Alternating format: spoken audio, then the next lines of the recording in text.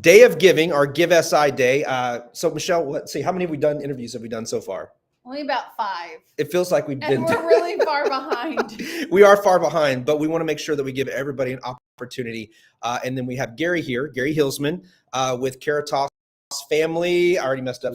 Family Solutions, to discuss a little bit about where their program and what they do, what they cover, and what their funds are they're raising for today. So welcome, Gary. Thanks for having me today. Now, I know you have a large footprint in Southern Illinois. Yes. So tell us a little bit about the service area for CARITAS. Well, our service area is basically the southern third of the state of Illinois. And we have offices all throughout Southern Illinois, from Alton to Belleville to Effingham to Highland and Carbon, Mount Vernon, Olney, Illinois, a whole bunch of other places. But we have our largest foster care office is actually here in Carterville. Yeah, fantastic. So tell us a little bit about the mission of your organization. Well, our mission is really to help the social and emotional well-being of all people through the continuum of life, to create essentially healthy relationships, loving homes, and then in the end, strong communities. And so it's very broad based in that we do a lot of different services, but I can focus on a few of them that are down here. Yeah, sure. So tell us a little bit about what those program or services are that you hope to get funds for GiveSI. Sure. Well, our largest program is foster care, and we have about 1,500 foster children we care for. Wow. About 400 of them served out of our Carterville office. And so these are abused and neglected children, and we have various types of foster care: specialized foster care, traditional foster care, and kinship foster care. And so these are abused and neglected children who need support. The goal is always to try to return them home to the families, and if they're unable to, then adoption or guardianship or independence, depending on the age of the child. So those are our big programs. We also do something called Intact Family, and that is, the goal there is to keep families together so that the children aren't removed from the home, and we can support those families in ways that help them to stay together and to deal with any underlying issues that go on. But in conjunction with sort of those child welfare services, we also do behavioral health services. We help families with the underlying mental health issues and needs, and to help them solve the different problems that they might have in their lives. And then we do private adoption and a lot of other things as well, but we can focus on those things today. You mentioned there was like three types of adoptions that you kind of oversee. Yeah. And I actually didn't know. I just thought, fostering was fostering. What seems to be the most common in this area that people kind of utilize? Our most common in this area is actually kinship care. Really? So, can you talk a little bit about what that is? A child's removed from the home because something's going on, that children are in some sort of potential danger, mostly from neglect, but abuse and other things as well. It's better for the child to be with people that they know. So a grandma, an aunt, or an uncle, an older sibling, or something like that. So the first step is to help them maintain sort of consistency in their life and to have them with people that they know and care for them. Is that a process where, like, if you are aware of a child, is that the kinship one, you try to like find someone in the family first before you go through these other processes? Sure. The state of Illinois is the one that moves the children, but we get the cases. Oh, okay. And so they try to find kinships first, and then we get the case, and then we work with the family. We try to license the home to become a licensed foster home and make sure the situation is safe and those type of things. Yeah. And so in our area, kinship seems to be the most common, I guess, or the most prevalent. Yes.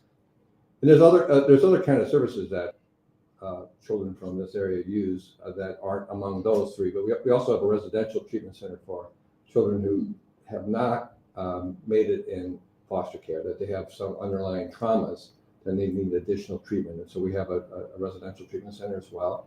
And sometimes a child comes into care and they don't have a place to go, or sometimes a foster care placement disrupts. And then we have an emergency shelter for children as well. So tell us a little bit about what the money's going to go to, that people who donate through GiveSI to CARITAS Family Solutions, where does that money go? Well, there's always needs. So obviously when a family is struggling, there's needs to help them with different needs that they might have. Right now, if I can focus on the holiday season, we have a program called Secret Santa. And so we want every child in foster care to have a good Christmas. Now, being in foster care doesn't get presents, right? You have to figure out ways to get them presents. And so I know in our Carterville office, we have foster kids right now that have gifts that they want that we need to give presents to. And then we get about 1 or 2 children a day. So between now and Christmas time, when they come in, we want to make sure that those children have presents as well. So, having children who should have that golden ticket, right? Something's happened in their life that is pretty traumatizing. To make sure that they have a good Christmas is one thing that they have. And then, of course, we have needs to help with, the state gives us basic minimum.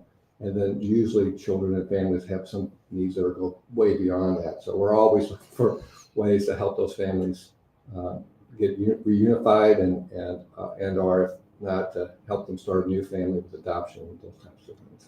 So how does the Secret Santa work? Do people just drop by the office? Can they go online? Is there some way they can learn? They can go online. It varies a little bit. We have tags, but online would be the best way. Choose Carterville, and then they could. And our caseworkers would take those presents. Don't need to be wrapped. We'll take care of that. That's even better coming from a guy. So no wrapping is necessary because they want to make sure it looks good. We got to make sure it's all safe. And makes sense. Yeah. And so, we're coming into the holiday season, and it can be extremely stressful for families. And then when you have, just even out of the Carterville office, you have 400 cases. As you said, you do get that funding for those literally just basic necessities.